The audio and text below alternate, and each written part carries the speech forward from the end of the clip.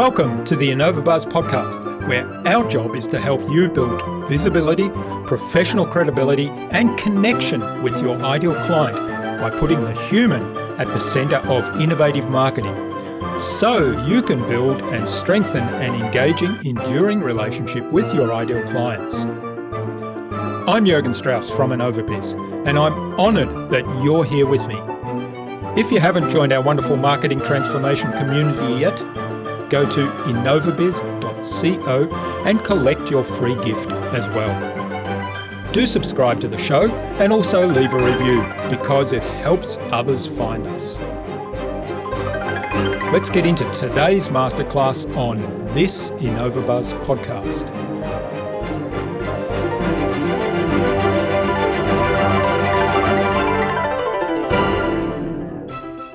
I always say that sales is love. So that might feel counterintuitive at first, but when you really think about it, you invite a person to work with you because you have something they need, right? It's not about selling a fridge to an Eskimo, right? It's really, you have something of value and there is a person that needs what you have. So when you invite the person and you allow the person to say yes to themselves so they can have the solution, they can have the transformation, you are actually sharing your love, your talents, your gifts. And, the more you can share, and that's unique to love, the more we share love, the bigger it becomes.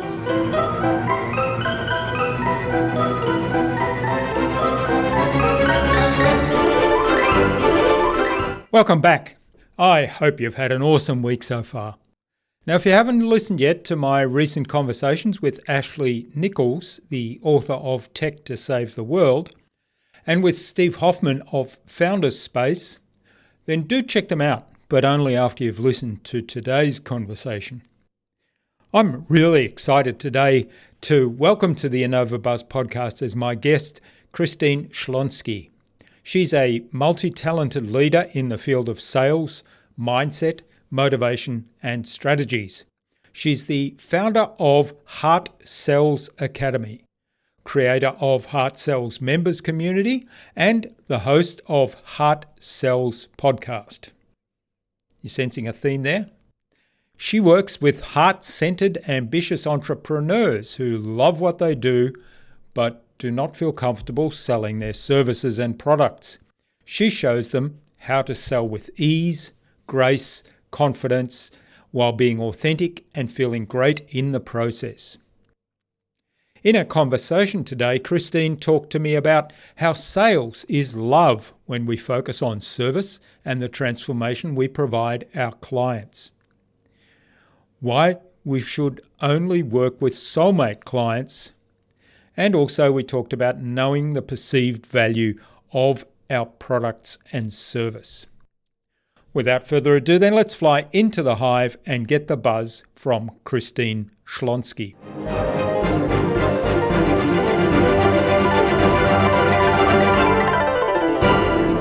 Hi, I'm your host Jürgen Strauss from InnovaBuzz, and I'm really excited to welcome to the InnovaBuzz podcast today from Berlin in Germany, Christine Schlonski, who's founder of Heart Sells Academy. She's creator of the Heart Sells Members Community and the host of the Heart Sells Podcast. Welcome to the InnovaBuzz podcast, Christine. It's a real privilege to have you as my guest. Yeah, I'm so excited to be here today with you, Jürgen. Thank you. Now, my friend Jamie Greenberg, who was our guest on episode 117 of the InnovaBuzz podcast, suggested that we have a conversation with you. So a big shout out to Jamie. Yes. Heart Sells is a new approach to selling successfully, and you say it's without sleaze and slime. So that's an interesting terminology. And you show heart-centered, ambitious entrepreneurs how to sell with ease, grace, confidence, while being true to their authentic selves and their values, which that really resonates with me. So I'm really keen to dig into that a little deeper today. But before we talk about all things sales and aligning with values and being authentic in sales, what's the impact you're making in the world, Christine? Well, I hope I'm making a huge impact. It's I think the impact someone makes depends on the eye of the other person. So I like to believe that I do make a huge impact for heart-centered entrepreneurs, because as soon as they can embrace sales, everything will be so much easier, and they will have a business instead of a hobby. They will have more influence, more impact with their own soulmate clients. And just knowing that my work is helping these people, just so super rewarding. So it's fascinating. I'm quite sure that answered your question completely. Yeah, of course. There's no wrong answers. So embracing sales, a lot of business owners, and particularly, I mean, I can relate to this as a former scientist, or I still identify as a scientist, and very analytical thinking in many ways, that sales is just so foreign to that way of thinking. And sometimes it feels sleazy and it feels slimy, and you're associated with, well, a used car salesman, where you walk past the used car lot. You don't really need the used car, but the person comes out and wants to sell it to you. So why do you think people don't embrace the sales when they go into business, and fail to understand that without that they probably don't have a business? Yeah, so I think it's two things. The first one is people don't understand that they will only have a business when they master their sales game, because there's no other way to invite people to work with you without making a sale. And the second piece is that everyone has had a bad sales experience in their life at some point. And, for some people, it is a really impactful bad experience that might have, threatened their business or their, personal life in some way, shape, or form. And when we have that bad experience and we go through it, inside we decide, well, we would never, ever be like this to someone else. So it's stored in the subconscious. And now we have this amazing idea. We want to go into business for ourselves, right? We want to serve people. We want to make the world a better place somehow. And when it comes to inviting our customers, soulmate clients, as I call them, the subconscious programming is still running of, oh, I can't ask for money because I made this bad experience in some way, shape, or form. So I do not want to be this lazy car dealer, right? I want to be like the noble person. I want to do good in the world. I want to treat my customers right. So you kind of sabotage yourself. And if you have two things running, like, that programming, not knowing that it's running, and then going out there and thinking that you just need a great idea and then people will line up your door to get it, that gets you in trouble. So how do we overcome that mindset of sales is bad because of the bad experiences that I've had on the receiving end? Yeah. Well, I think first it's important that we're just aware that this has happened at some time in our life. And maybe we can even identify what it was. Sometimes it might be our parents that have had this threatening experience. It doesn't need to be necessarily ourselves, but just knowing that it's there so we can understand why we might kind of run away from the sale instead of embracing it and inviting the person in. And then the other shift is really shifting your mind. And I'm going to say something that's probably going to trigger some people, but I always say that sales is love. So that might feel counterintuitive at first, but when you really think about it, you invite a person to work with you because you have something they need, right? It's not about selling a fridge to an Eskimo, right? It's really, you have something of value and there is a person that needs what you have. So when you invite the person and you allow the person to say yes to themselves so they can have the solution, they can have the transformation. You are actually sharing your love, your talents, your gifts. And, the more you can share, and that's unique to love, the more we share love, the bigger it becomes. So if you're really in a business where you have a lot of relationships, I'm not talking about, selling the best yogurt or ice cream or whatever on the planet. But if you're in a business where you actually deal with people, like coaching, or maybe you have a team that you're running that's also sales all the time, it's so important that you understand where the other person is and how your special, unique talents, experiences can help that person. And if it's a fit, I think it's an obligation to invite the people to work with you, because they will be better off than they were before. So you are adding to their life, and as an exchange, you get paid. So, and I think that money is just an indicator of the commitment of that person. So if somebody, we all know when we purchase something that we have to dedicate our time and our money, we show up for ourselves. If you purchase something where we don't see the value, I don't know about you, Jürgen, but for me, it sometimes happens that, if I don't really see the value, I didn't really pay for it. Yeah, well, it might be something that goes into the folder like do later. And so I'm not even benefiting from all the amazing things I could have benefited from. Yeah, that's an interesting point. And I just wrote a note down because I want to come back to this idea of value. And you've reminded me, because I've just placed a submission for a local business festival that is run here every August. And I've been participating in this festival since it initiated. And every year they say to me, the purpose of this festival is to provide low-cost access to businesses with expertise or people with special skills. And I always charge for my events. It's only a small amount, but there's always the same discussion, and it's exactly what you just said, that it's a commitment. If people will register for the event if it's free and not turn up, and I don't want that. I want them to commit. If they pay some money, even if it's just a small amount, they're much more likely to turn up. It's fascinating. So I'll come back to this idea of value a little bit later, but I wanted to pick up the concept of that if I have something of value to another person, and then it's my duty to actually let them know that I can help them.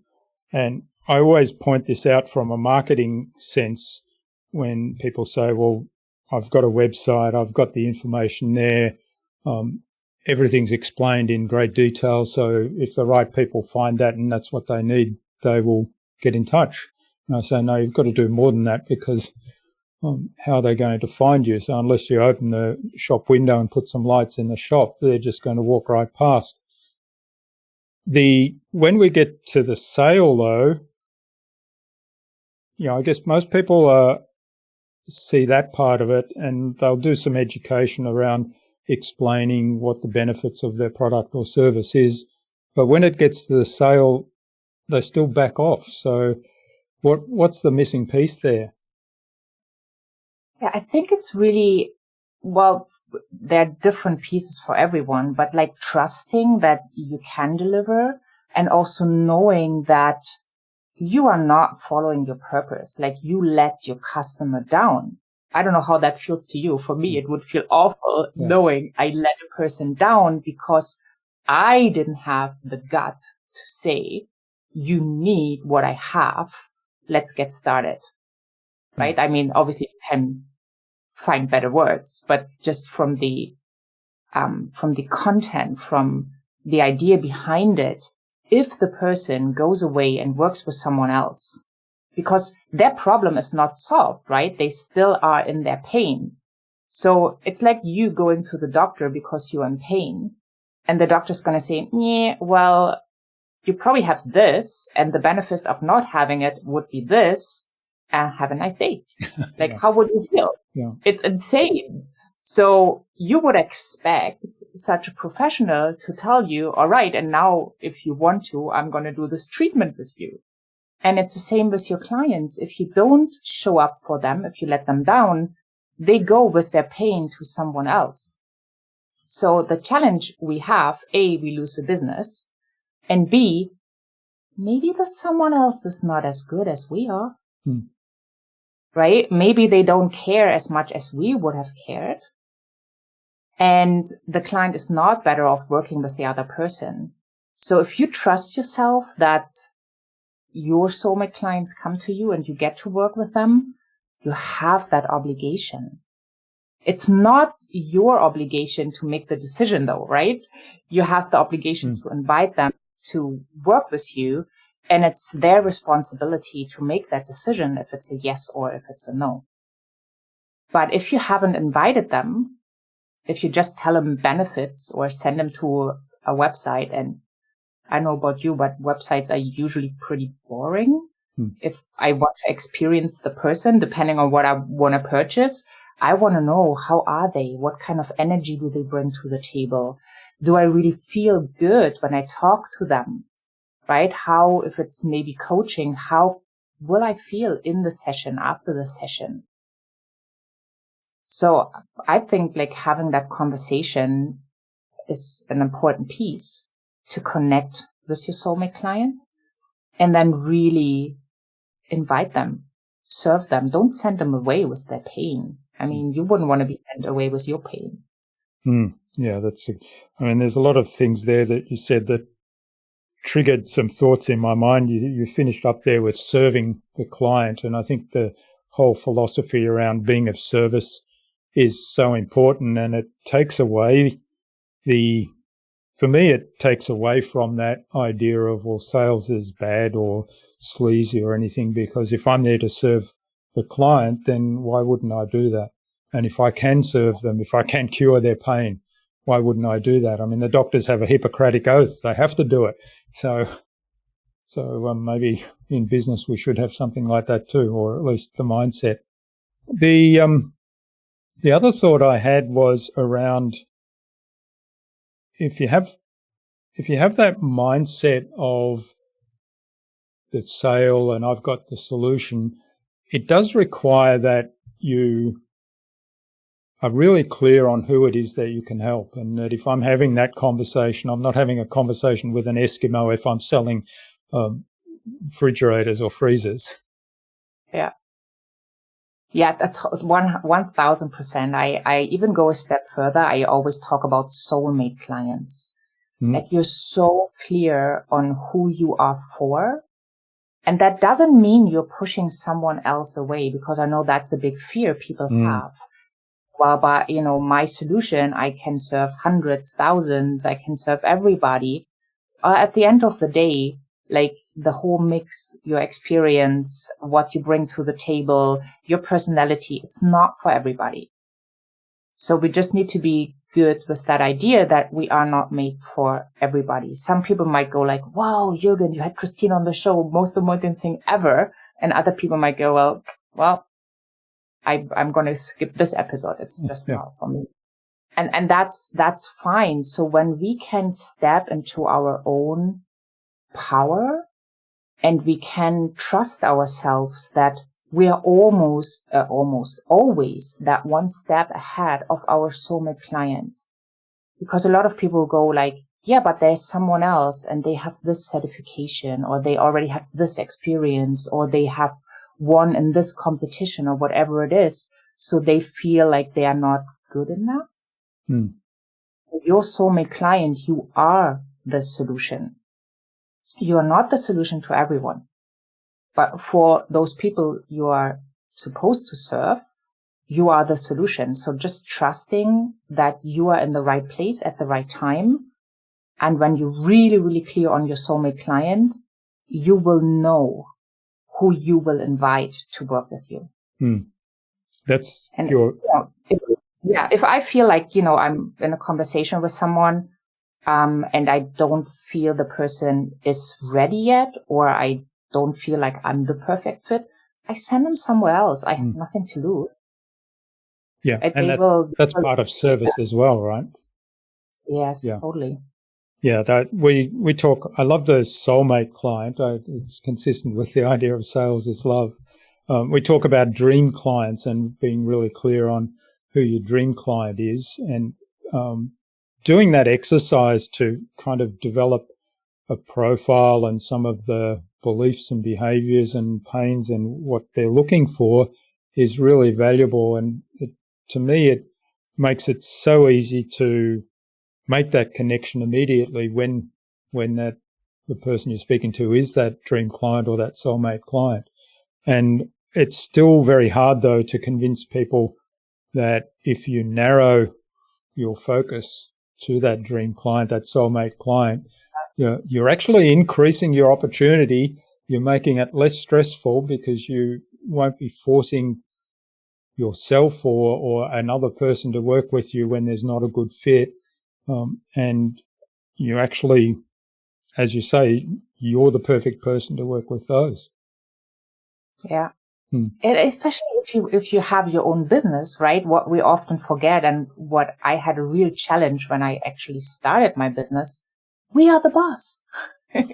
we are not getting told you have to work with this person, right? That's maybe the past. The present and the future is like, you can choose. Why not choose to work with someone who puts a smile on your face? Why not choose to work with someone that when you hang up after a session, you feel full of energy and super excited for them, what they have accomplished? Why would we want to make it complicated and a dreading experience, forcing people on or into something they don't want or they don't need, and it doesn't make them happy? I always say I want to create my next success story, because if I do that, people run around telling others about that great experience they had, which makes, again, like my marketing and my sales so much easier. If you start collecting your soulmate clients, then you have a whole tribe of fans. Exactly. Life becomes much better. And the other thing is, those soulmate clients, they know more of the same soulmate clients. So they're likely to be telling the same kind of people how wonderful the experience was and that you should work with Christine.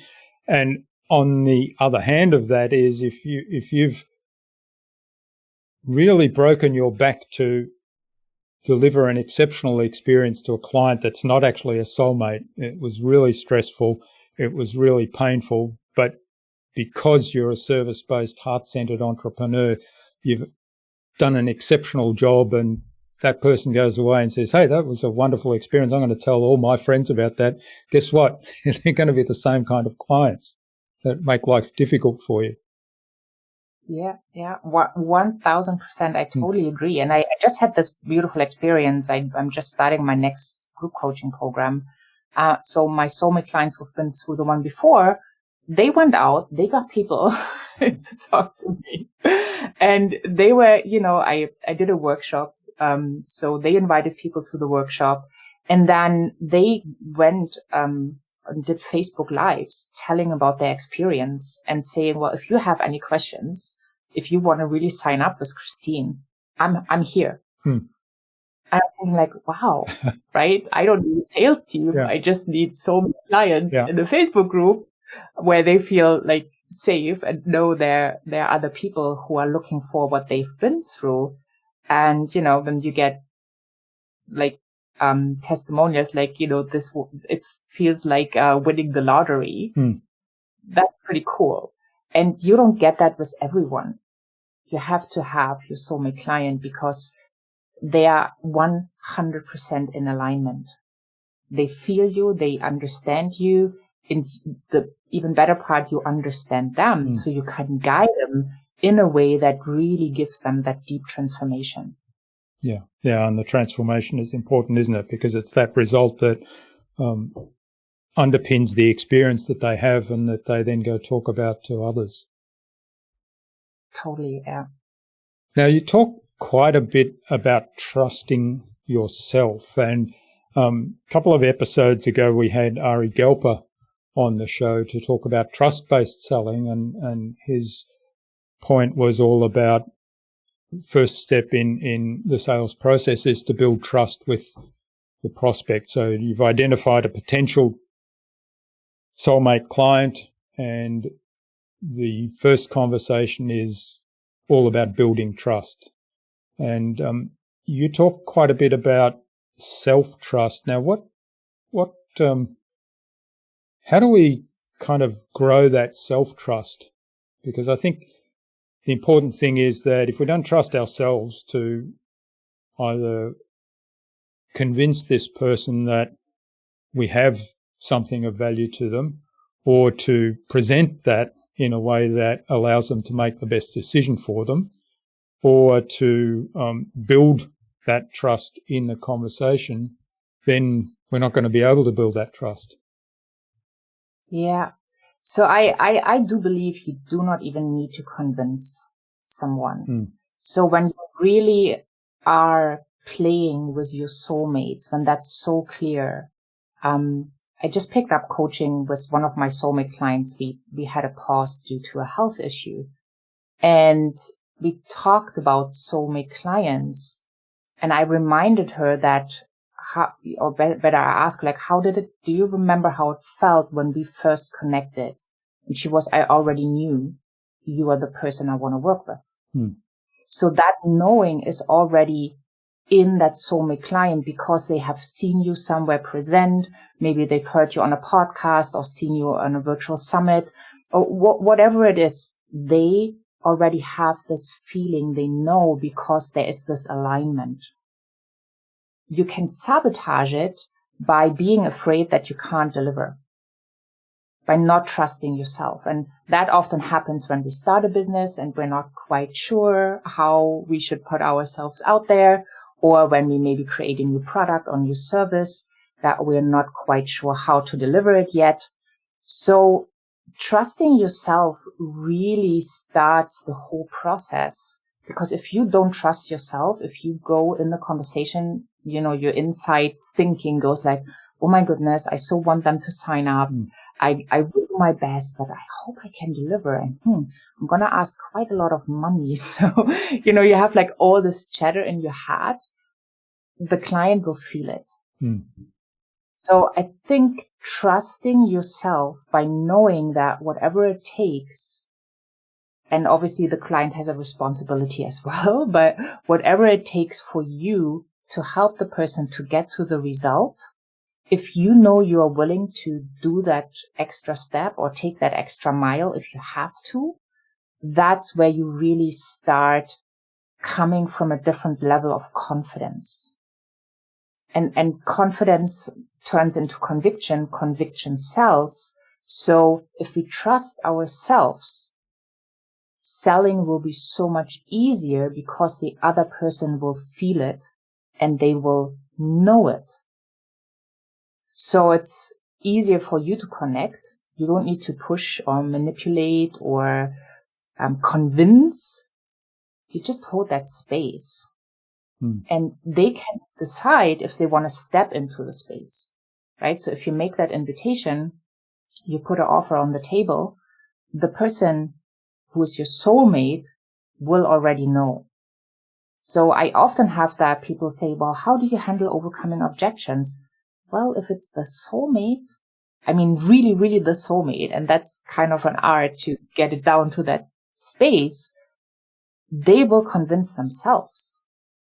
They will organize the money. They will do what it takes. They will put you on their vision board because they know you are that person.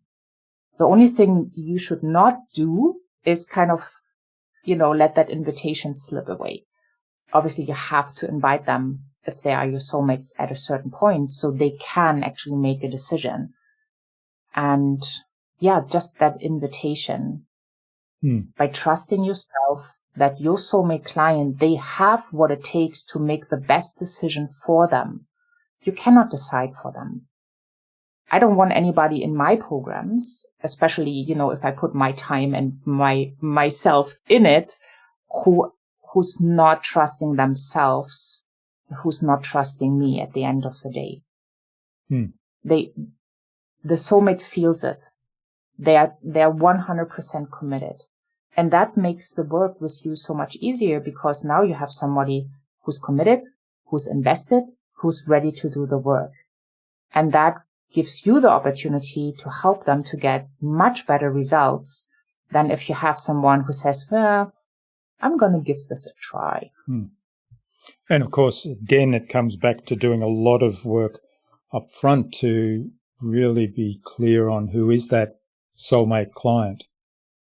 And what do they look like? What do they value? What do they believe? What are their issues and problems? What are their aspirations and dreams?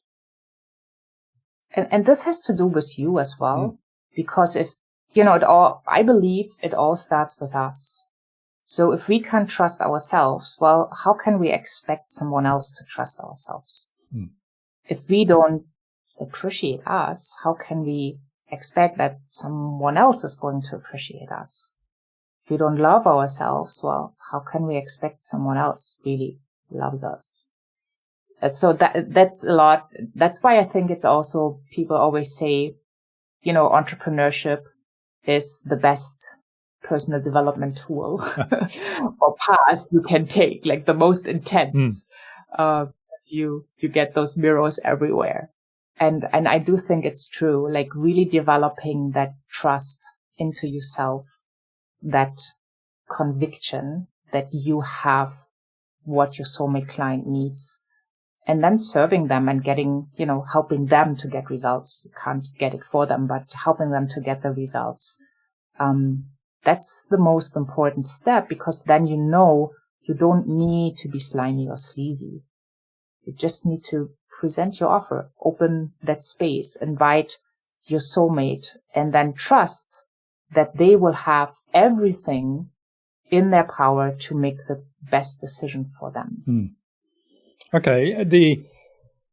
You touched a little bit on pricing there. I'd like to explore that a little bit more, because a lot of the times the conversation will be along the lines of, here's what I need, here's the issues I have, here's the problems I'm having, here's where I'm stuck. And I might respond with, well, here's what I could do to help you, here's the change I might be able to help you engineer or bring about. This is how I'd go about it. This is our process. How does that sound? The other person might say, that's fabulous. That's really a good fit. They've already decided they want to do this program. And then it comes to, well, what's the next step? And at that point, we have to start talking about money, right? There's like, your investment here is this much time, this much dollars, and that's often where things break down. So what's your recommendation to go about that? Well, first of all, I love that you said investment, right? You didn't say price or cost or something. I think it's really important for us as entrepreneurs to understand our soulmate clients invest. They don't invest in you as the entrepreneur, they invest in themselves. And so they are willing to pay the price of the perceived value. So the question always should be like, what's the perceived value of what you deliver? So you could have an amazing product, super high end, at a high investment, but the perceived value is very low. So then you will always struggle with getting someone to pay your high price. While if you really design something that is super high perceived value, you can ask for a lot of investment or for a high investment. So I think having a look, what do you deliver and what it's worth to your clients is key to decide if you are priced correctly. And I know that many people say, well, you kind of have to see what are your competitors doing or what's the market. And I personally think that's BS. We just need to understand what our soulmate clients wants and what value they perceive in our offer. And then we can price accordingly. And it might be a journey. You might start off, with an offer for 2,000, then move it to 5, then to 10.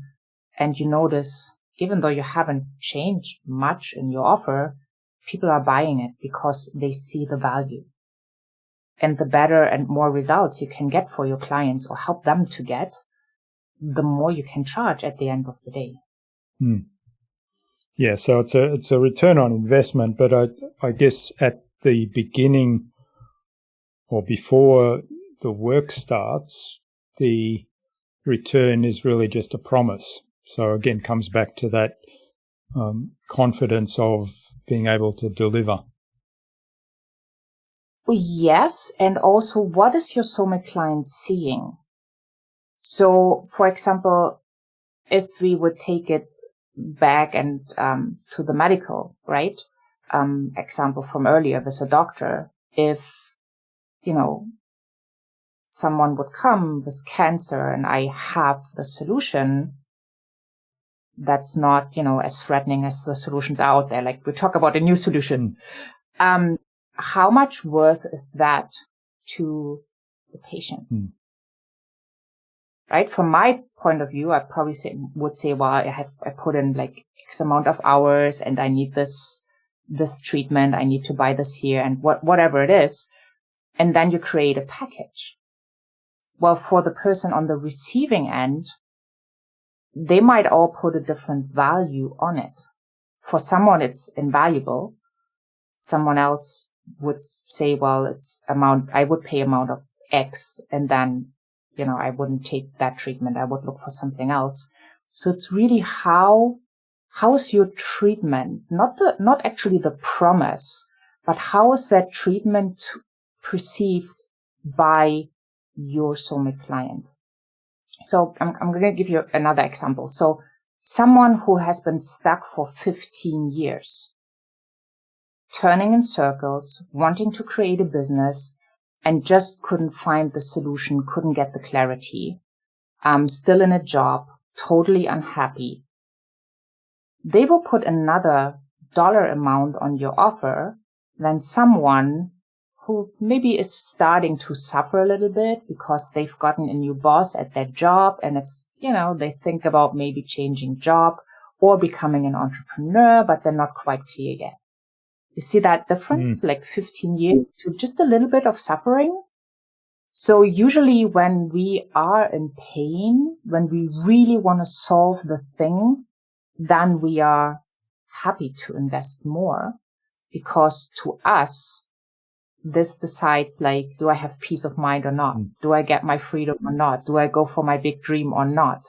So if the pain is big, also the investment that like what it's worth to me can be higher than if it's just, I might look for another job. I might become an entrepreneur kind of thing. So again, getting clear, who is your soulmate client and what kind of pain do you solve for them determines how big is the perceived value they have, not you, not how you compare your competitors. That's why we have, for example, in coaching, we have coaches that offer $15 an hour. And if you look at Tony Robbins, I've heard that he takes 1 million a year for a one-on-one coaching client, and you have to wait 2 years to get in. Right? It's the perceived value. They could use the same tools, but someone has a soulmate client who pays $15 an hour, and then someone, obviously with a big name and really good marketing, has another opportunity to put their investment, and people pay for it. Yeah, that's a fascinating conversation, fascinating topic. So the level of pain and I guess how important it is to the soulmate client to solve that particular problem or to overcome that particular issue, that kind of determines the perceived value. Yeah. And again, part of understanding your soulmate client is to really know what is the pain that you can help solve, what is the level of that pain, and how might they perceive the value. Exactly. And also like when you go deeper, Like there's always pain, but there is another pain under the pain, if that makes sense. So if you really get who that person is and what they suffer from on a more surface level, then you can, like peeling an onion, right? There is deeper pain underneath that pain. And if you can discover what it is and how you can help with that, so a person opens up in a conversation and you really get the pain, then you can make a better offer to really match that soulmate client and to be sure that you are the person who can actually serve them best. Yes, that's a really good point. Often we don't dig deep enough to understand what's really the underlying pain rather than the symptoms that are being presented. It's kind of like you go to the doctor and say, well, this is sore, but it might be a bruise on the surface because you've bumped into something, but it might be a much more serious underlying issue that's just presenting a symptom that on the surface doesn't appear to be related to the problem at all. Yeah. All right. Well, the medical metaphors are coming thick and fast. Yeah, they're like somehow today that feels like it really helps to explain. All right. Well, this is fascinating, Christina. I could go on digging deeper and digging into the underlying problems some more, but I think it's a good time now to move on to the Buzz, our innovation round, which is designed to help our audience who are primarily innovators and leaders in their field with some tips from your experience. So there's 5 questions. These are the scripted questions. Hopefully you'll give us some answers and inspire the listener to go and do something awesome today as a result and take some action. So what's the number one thing you think anyone needs to do to be more innovative? I really think getting clear about the soulmate client and to also understand that when you grow, because hopefully you are a person that keeps investing in yourself and keeps growing, your soulmate client changes over time a little bit as well, because maybe your values change over time. Some things become more valuable to you, others less. So really looking at this, where can you be the cutting edge? Right? Selling from the heart. There are not many people talking about it. I haven't heard anybody talking about sales is love. So what can you do in your business that really shows people how you think? So it allows you to show up authentically and you are not afraid of people saying no to you. And I think when you are in that sweet spot, you can be innovative because your soulmate client will get it. And everybody else who is repelled is just fine. Okay, yeah, because they're not a soulmate client by definition. Love it. Yeah. All right. Now, what's the best thing you've done to develop new ideas? Talking to my soulmate clients, really understanding them. So obviously sometimes it's just great to sit with, I don't know, your morning coffee or maybe an evening glass of red wine and to think about your business and come up with ideas. But before you put that into action, talk to the people you want to serve. Because in your mind, oftentimes when you reached a certain level, you forgot the pain at the beginning. You might not remember some things. So check in with your soulmate clients. Make sure they are aligned. For example, when I came up with Hard Sells, the name for my podcast, and then for the rest of my business, I had so many naming ideas. But Hard Sells at the end was really what got me. But I wanted to make sure that my soulmates also say, oh my goodness, that would be something I want to listen to. That it feels like I'm drawn to it. So, I called some of my soulmates and I got the feedback on it. So it helps you with innovation. It helps you with creative ideas. And at the end of the day, again, you only have a business when you can invite someone and serve them. So you make sure that you have what they need and they're ready for it to buy it. Yeah, and it does require letting go of ego a little bit, isn't it? Because we kind of have these ideas over a glass of wine or coffee and think, oh, that's a great idea. And then you become attached to it and everybody else thinks, what a dumb idea that is. Yeah, totally. Yeah, getting the ego out of the way, especially when you are so excited about it, Yeah. right? Okay. Do you have a favorite resource you use most often? What kind of resource? Anything. Any resource. Well, Zoom. Zoom for me because, it allows me to work globally. It allows me to connect with people anywhere in the world who have an internet connection. And then also I love PicMonkey. So I don't know if that's like super helpful, but you can create like images really fast and banners and, like marketing material that really helps you to get the attention of your soulmate client. Mm-hmm. So, because obviously that also is aligned with them. Okay. So is PicMonkey like Canva or Get Stencil? Yeah. I find it a little bit more intuitive. Mm-hmm. Canva is a great tool, but at the end of the day, I decided for PicMonkey. Yeah. Okay, we ended up settling on Get Stencil, but yeah. Okay, need to check that out. It's certainly visual presentations of particularly on social media, banners or quick slides are just so valuable because they do get attention and you can get the message across really well without loads of text. Yeah, especially. So when I post on social media, I always have an image with it. Just because, I know that I like images. When you scroll or when you read something, I connect with it more. And I know my soulmate client does too. So that's for me like a must have. I rarely post without an image.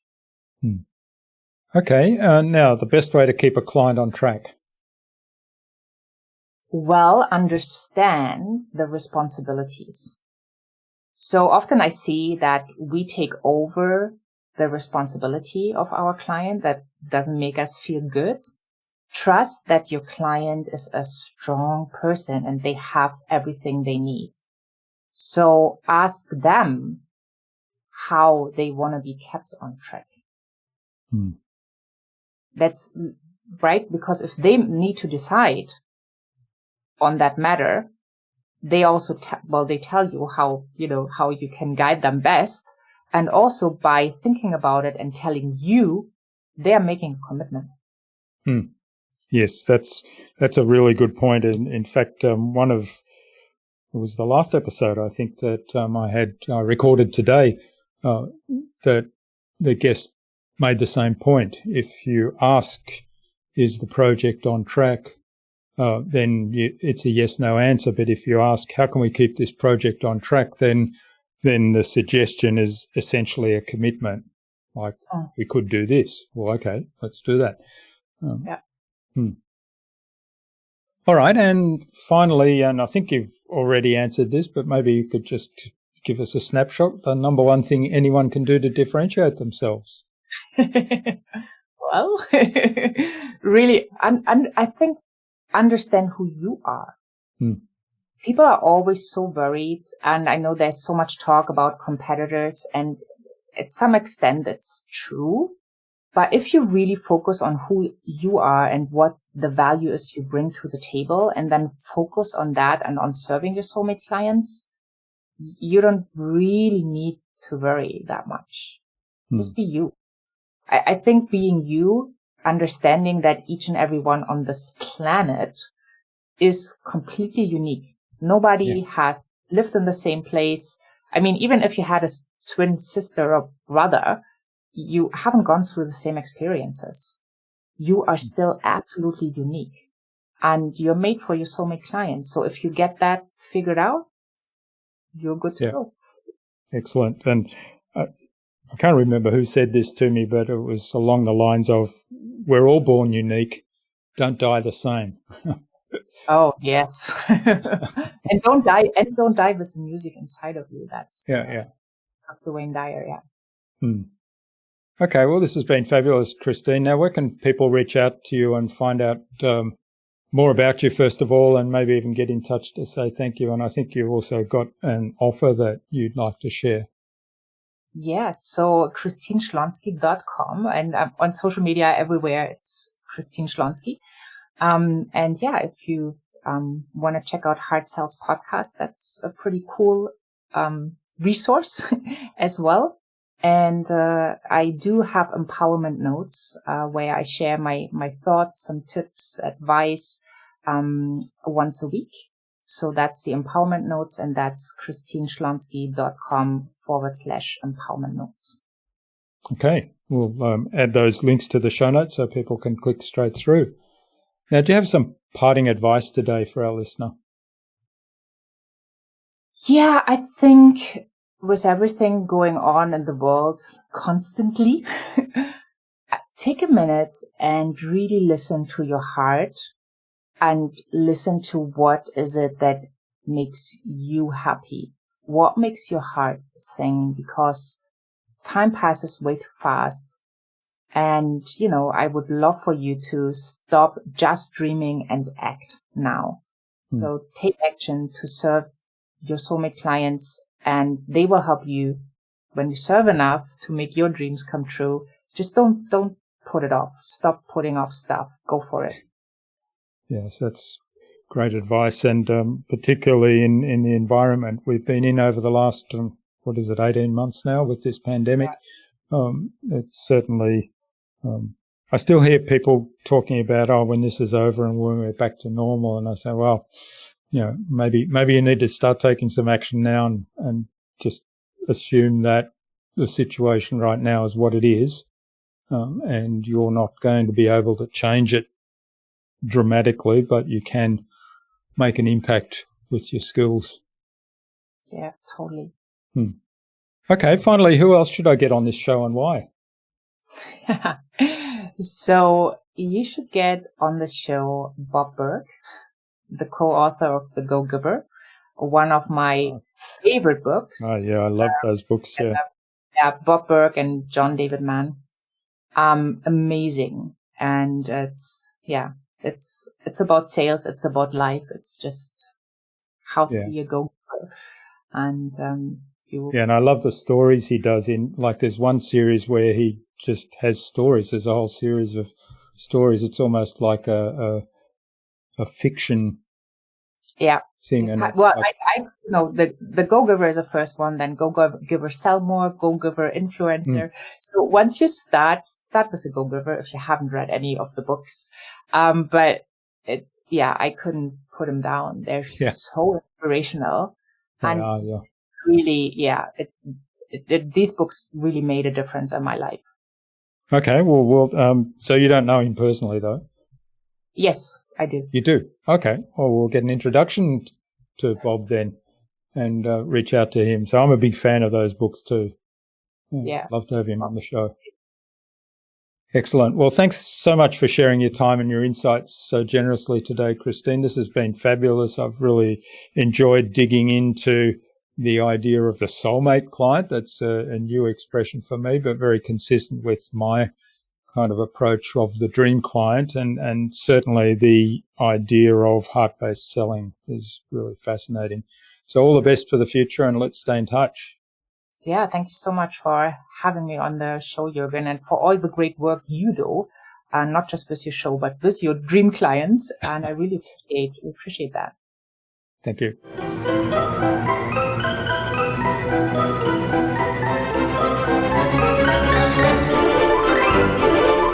I hope you enjoyed that insightful and informative conversation with Christine and took something away from her episode. The idea of a soulmate client, beginning with knowing and trusting yourself and a focus on service, all resonated with me in Christine's message. I'd love to know what you took away from Christine's episode.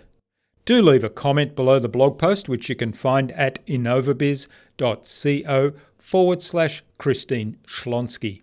That is ChristineSchlonski. All lowercase, all one word, innovabiz.co/Christine Schlonski. You'll also find contact information there for getting in touch with Christine, as well as links to her website, the Heart Sells podcast, her social media pages, and the other resources we spoke about in our conversation today. If you like this episode, don't keep it to yourself. Share it with at least 2 other people that it might help. And if you tag me in on that share, I'll reach out to say thank you with a special surprise.